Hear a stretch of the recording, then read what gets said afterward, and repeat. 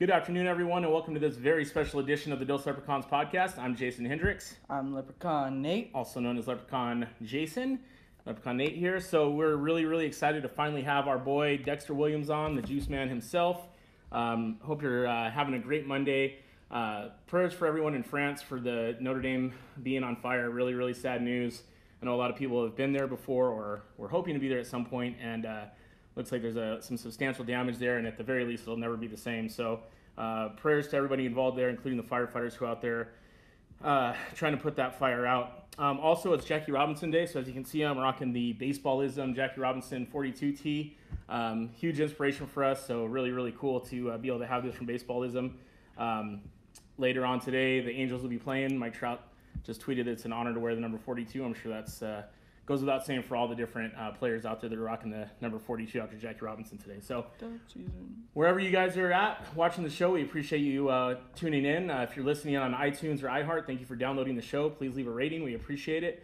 Again, we'll have Dex on, probably be a quick show, do a quick interview with Dex, and then we'll talk a little bit about the spring game. We have the spring game this past Saturday. From all accounts, Ian Book looked pretty good. So I think there's no doubt this year, for once, who the quarterback's going to be going up against Louisville on Labor Day. Nate, what do you think about how Ian looked? I mean, I've said it before, I'll say it again. Ian Book is our QB1. There's no second, well, there is a second, but there's no close second. Jarakovic still has a way to go. Yeah. And he's our future quarterback, but right now I think we're good at quarterback. It's really kind of sad to me how bad people are coming down on Jarakovic, even though it's only the spring game. Once again, some of the Notre Dame fans coming out swinging just at the spring game, saying Phil is out of his league and all these different things. The kid's 20 years old. I mean, cut him some slack. He's just getting used to the environment. It's not an easy job to be a quarterback, even if you're the backup at Notre Dame. So let's cut the kid some slack. Saw a lot of great things out of the defense. Our defensive ends probably would have had 8 to 10 sacks that game based on the fact that the quarterback can't be hit. Julian Aquara flying all around the place. Khalid Kareem looking outstanding. Dalen Hayes looked pretty good. The young guy at the defensive tackle spot, Jacob Lacey. Remember that name. You're going to see a lot from him. Jamion Franklin. Just a lot of guys really making some great plays and showing some good technique, even some of the early enrollee guys. Was there anybody on defense you were impressed with, Nate? I mean, I really like our D-line play so far, and I know it's just a spring game. It doesn't really mean much. But, I mean, I think defensive line could be one of our strong points this year that hold us up and possibly even take us to the playoffs. Take us back to the playoffs. Yeah, I think you're right, Nate. It's the D-line. A lot of times you start and win. You win games. You win championships with a solid defensive line, a solid offensive line. I think we'll have both. I think there's some question marks on the offensive line in terms of some guys filling in, who's going to play center, who's going to end up at the left tackle spot, are they going to switch some things around. But you have a core base of guys that have a lot of starts amongst them, so I think that's going to be really important for them. Looks like so far we got Ken Murphy on. Melissa Kovac, how you doing? Ken Murphy says he'll be fine. Trust me, I'm assuming that's referring to Jurakovic. We got Olga Gomez watching. Troy Pride Jr. definitely looked impressive on Saturday. Him and Houston Griffith on the corners are going to be really impressive. I think we have, in my opinion, one of the best safety tandems in the entire country with Jalen Elliott and Alohi Gilman. I think you're going to have some thumpers back there. Linebacker is kind of a fluid situation with a lot of guys rotating in and out. I think your stalwarts are going to be Asmir Belisle.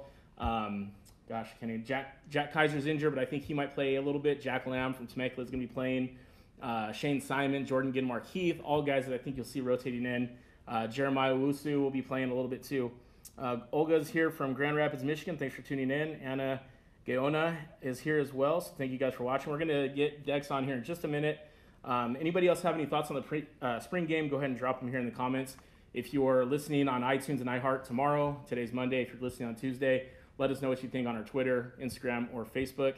Want to give a huge shout out to our Facebook team at Dos Leprechauns. Jason Lynch, Matt Dunbar, Wayne Smith, Patrick McCormick, all of them for helping us lock it down. Also want to give a huge shout out to Tim Finnegan for providing some on-site coverage during the spring game and the shirt. So what everybody think of the shirt? I personally liked it. I love the throwback and kind of the same text and fonts that you see in the stadium now, some of the cool stuff like that. Tell Dex to, I'm not saying that, Ken. Jafar ran strong, absolutely. I think Jafar's probably going to be splitting carries with Tony Jones Jr. I think you'll see them both in some unique packages, so I think that'll be cool. Mark Jones says, I think Book looks super confident and really comfortable in the pocket. Absolutely.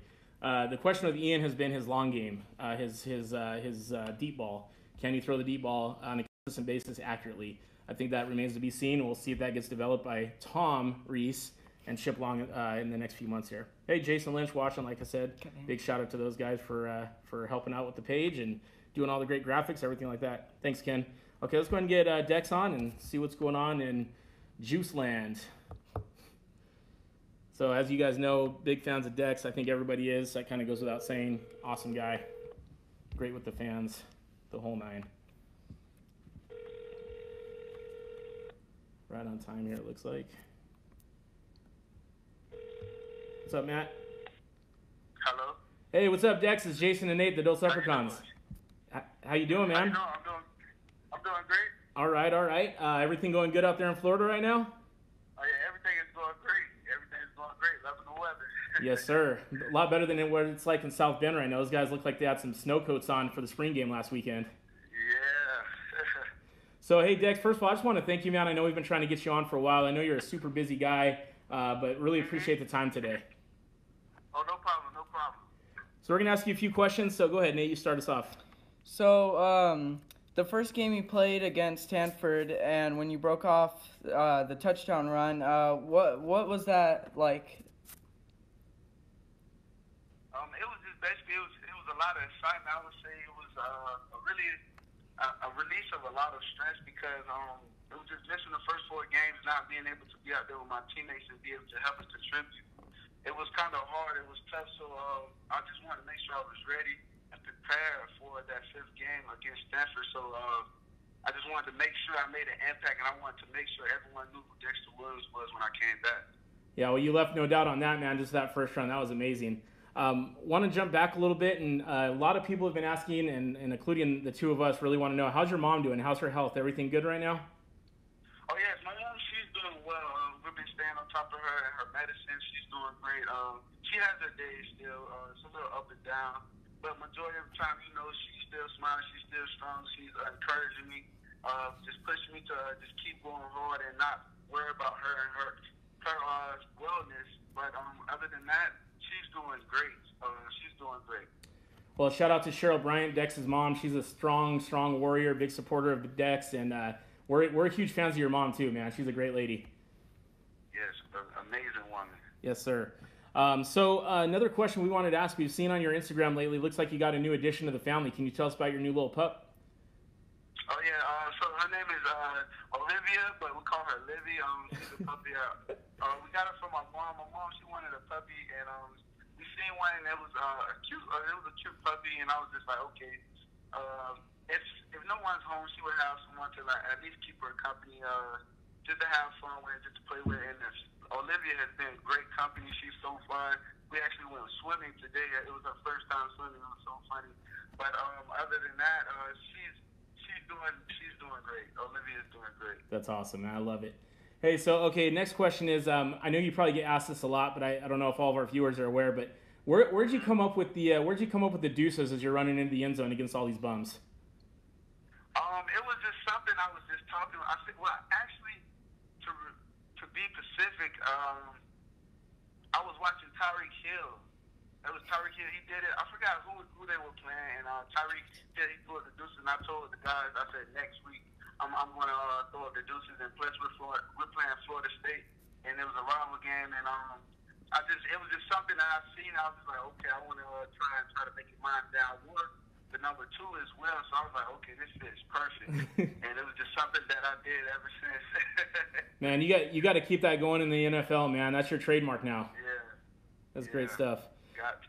So you got to play in the Senior Bowl with Coach John Gruden, Raiders head coach. What was that like playing for Coach Gruden? And I was watching that game really closely, man. You looked great. I know there was a lot of hype around your practices that you had with the senior game. So what kind of came out of that? Was there anything unexpected that came out of that? Anything you were kind of like surprised to see? It wasn't nothing that I was really surprised to see. I just took I really took a lot of things from that. Just learning. It just really gave me, I should say, a taste of the NFL. Just what I'm going to get. Being able to be coached by just NFL coaches, having crowds out there while you're practicing. being able to pick up the playbook and going out and execute plays. It's not a lot of do-overs in practice because practice is just so on time. So it was just everything it would get corrected after. You just really had to just continue to just play. If you made a mistake, you had to continue playing. So it was kind of similar to what we did at Notre Dame. So I was definitely used to it. But other than that, it was great. It was a great experience playing for Coach John Brewer. He was a great coach. He brought a lot of energy to the room each and every day. So it was fun playing for him. That's awesome. So we know you were heavily recruited in your home state of Florida. What made you choose Notre Dame over these? So what really made me choose Notre Dame was just basically I couldn't turn down the 4 for 40 program. It was just like the 4 years that you put in, it can take care of you for 40 years after college. So that was something that really stuck to me. And then it was the tradition at Notre Dame. It just goes so far back, and that was something I wanted to be a part of. And it was just like Notre Dame, it's either you like it or you either like it or you don't like it. It was a place that I fell in love with. It was a place that I could call home, I should say. And it was just like the guys there, guys from everywhere, and then the people there on campus, it was just like great energy, great vibes, and it was very different. And I like taking on things that are like very different, something that I'm not used to, and I like to make myself feel uncomfortable at times. So it was a challenge that I was willing to take on, and I just stuck with it. And as soon as I signed those papers, I was ready. Hey Dex, so what did you end up majoring in? What are you going to graduate with from Notre Dame? So I ended up majoring in Africana Studies with a minor in ESS, okay, which is Education, School, and Society. And I graduated in December, but I'll be walking in May with the guys. That's awesome, and congrats to you on that. I know that's a huge accomplishment for you and your family.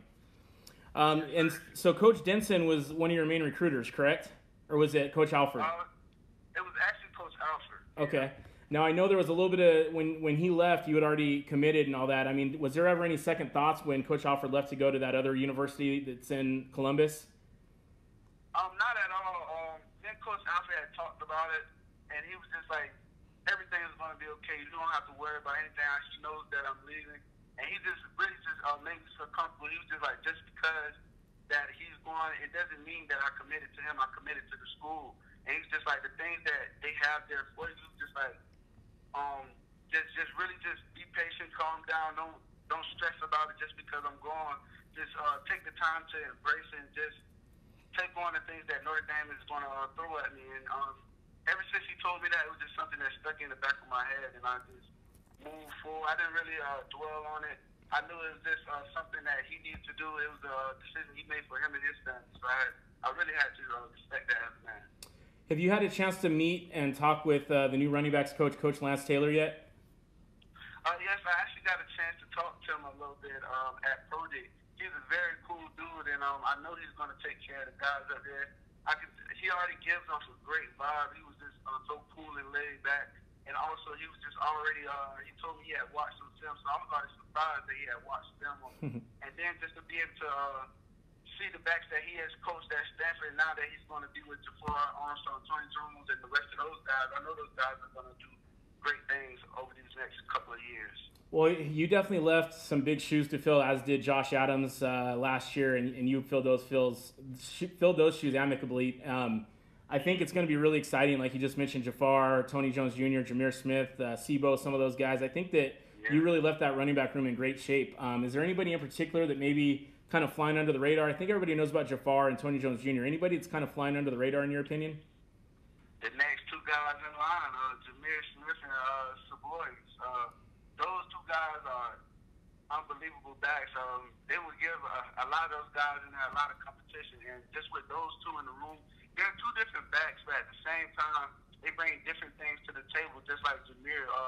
Him being, he's just like, I usually call him bowling ball, I would say.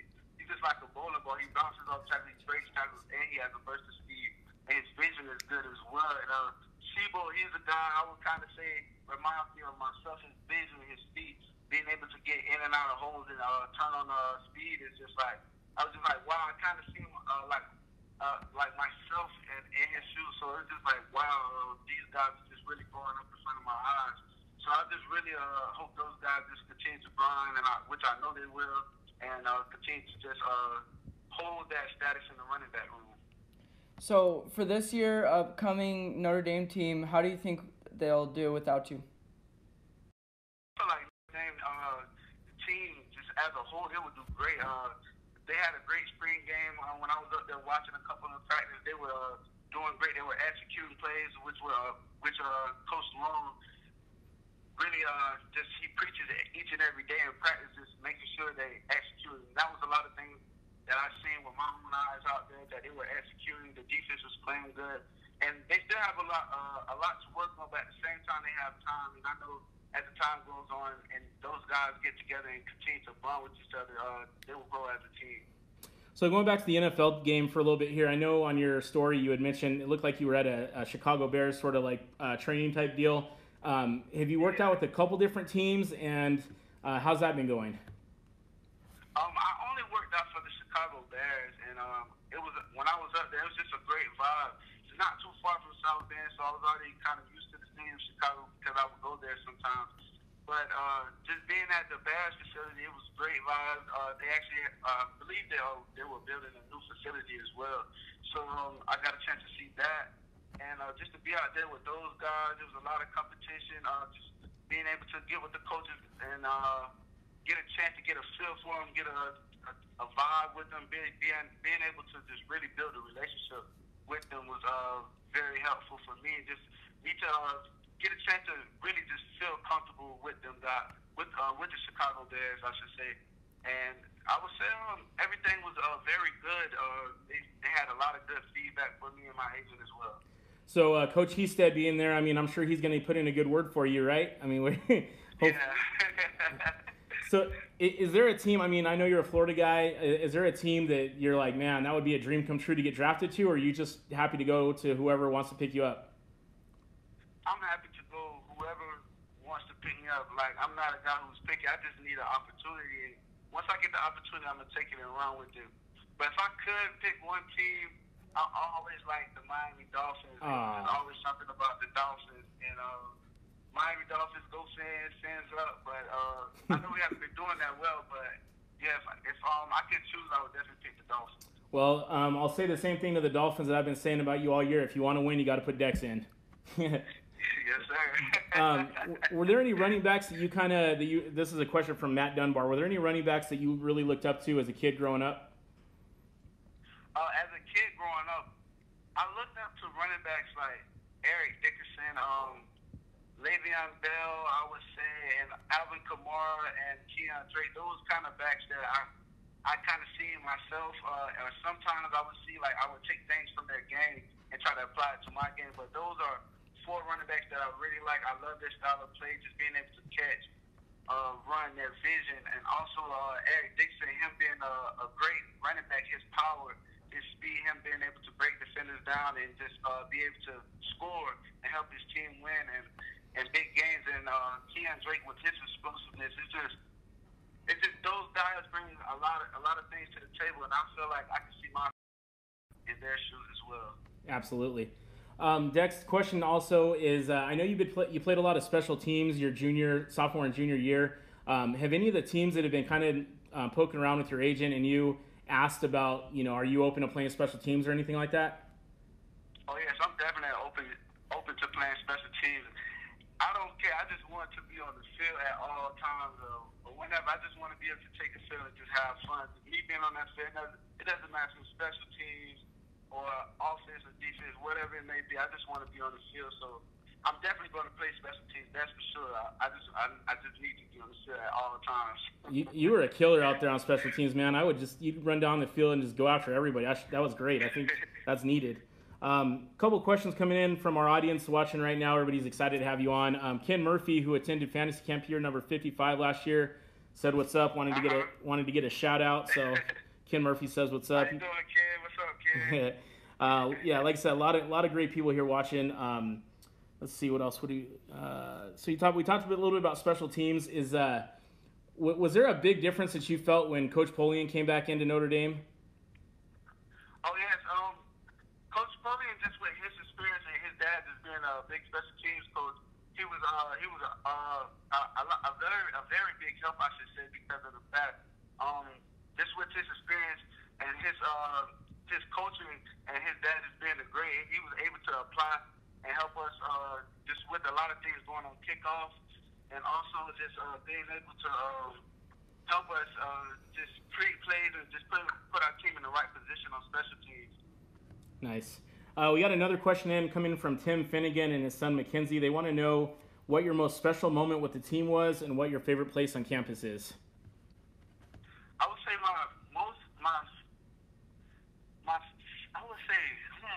the favorite special moment with the team.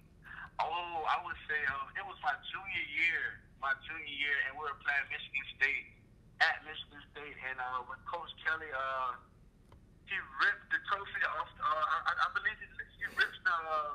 I forgot what's the name of the trophy, but he rips the trophy, and we thought he actually broke it, but it was just so high, and he was just so. It was just like so much energy in the room. It was just like the whole entire team was just so happy. It was just like a big game. It was just something big for us, and it meant a lot because we were working to beat Michigan since January. So it was just a great moment. It was an experience, and it was a memory that I would never forget with those guys. Oh yeah, no, that both. And I would say. Oh, go ahead. Sorry. My favorite place on campus, I would say, is the Grotto. Yeah. Because of the fact it was a place that I could find, that I could go to, and just really just find peace and just really just relax and get whatever I'm stressing about off my mind. It was a place that I could go and just pray and just thank God for everything that He has done for me. Sean Hagan wants to know best place to eat in South Bend. Best place to eat in South Bend. Ooh, that's tough. I would say Linden Grill is downtown, not too far from where the team stays at the hotel. It's probably like maybe 30 seconds, but it's a spot me and a lot of the guys go to sometimes. And it's a place that whatever you want, they have, and it's so good. We usually go there and get wings or fries all the time. Me and the offensive line, me and a couple of the running backs. So I would say definitely say Linden Grill. That's awesome. All right. And then Jason Lynch, he's our lead editor for Dose Leprechauns. He wants to know what you think of the edits that we've been pumping out for you. Oh yeah, the edit was tough. I love the edit, and it was just it was really something that I really received myself, like the Panther and me. It's just something that relates, it correlates well. Just being able to just be silent and just being able to attack at all times. Yes, sir. So I loved it. So that kind of leads me to my next question. I know you get tons and tons of emails and messages and DMs and whatnot. How do you keep up with that, man? You're one of the most polarizing figures in the last, 6, 7, 8 years at Notre Dame, but yet you always find time to reach out, shout out your fans, to have those little live Instagram feeds where you got the dang do-rag. What was that thing you had on your head when you were taking a shower or whatever, man? That was shower cap. Dude, that's got to be, besides the deuces, that's got to be one of your looks, man. That was hilarious. But anyway, how do you keep up with all the fan love, man, without you never seem to have a big head. You always just kind of seem grounded. How do you kind of continue to be that way? I always try to show my fans, my supporters a lot of love, because at the same time, they're a part of this game. They're a part of my life as well, because without them, without their courage, without their support, them rooting me on, it's I would say it's hard because of the fact you wouldn't have any support. So I just really always try to reach out. I know a lot of times I don't get to a lot of people's messages or a lot, but I do see them and I do read them, and at the same time, I know I might not be able to respond, but the ones I do get a chance to respond, I always try to keep in contact with some people at times. But at certain times, it gets kind of hard just being busy, doing a lot of football, and on this process to the NFL. So at times it gets busy, but I always try to reach out. Well, man, like I said, you're one of the most humble dudes, but yet also one of the most talented dudes we've ever watched. And from me and Nate especially, man, we really appreciate all the time that you've given us and everything when we see at the games, always remembering giving shout-outs. It's just great, man. Thank you. Are you coming back to any of the games this year that you know of for sure in South Bend? I'm not sure as of now, but I'll definitely be back in South Bend to catch a game this year. Okay, and are you going to be back at Fantasy Camp this year in June? Say that one more time? Are you going to try to make it out to Fantasy Camp in June? Oh, yeah. I love going to the Fantasy Camp and seeing those guys. Those guys are great. And so, yeah, I would definitely try to get it. If I have time, I would definitely try to get out and get a chance to watch those guys go after. Well, your boy right here, number 70, I'm making my rookie year appearance at Fantasy Camp this year, so it'd be an honor to be able to try to chase you down. All right. I'll probably be injured by like the second hour, so it's all good. But anyway, man. Well, hey Dex, we're gonna let you go. I really appreciate the time.